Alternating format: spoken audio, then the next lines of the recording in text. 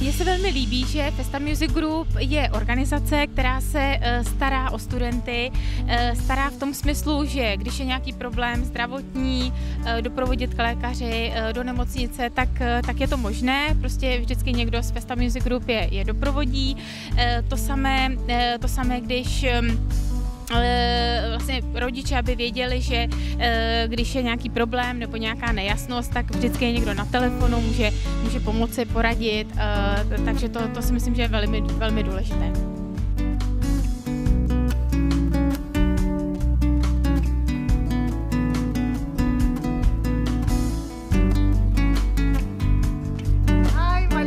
I'm coordinator of Margrethe Santo Susanna.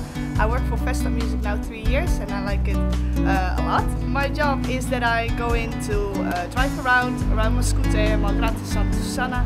So if there's any problem that I can help out the students to see if they're working, and sometimes I join in with the mini disco or with other shows to help out. If there's any problem, you can always call us. We'll be right there. For example, if you need to go to the doctor, we will take you to the hospital or we'll take you to a clinic. So the thing is, we want you to work well, to have a great time, and if you have a great time, you're doing your job great, and then you have a great experience. Hello, my name is Lindsay. I work for Festa Music and I'm the coordinator of Calea and Pineda.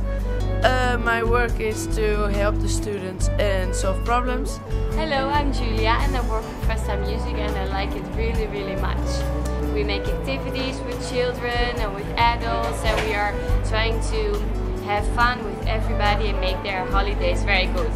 But when you want to work with Festa Music, you have to be very, very enthusiastic and fun and nice, and you have to enjoy. Co se týče organizace Festa Music Group, tak Festa Music Group zajišťuje ubytování, 3krát denně stravu a vyzvednutí na letišti. To je taky, si myslím, velice důležité. Studenti se nemusí tady sami dopravovat, ale přijede se pro ně.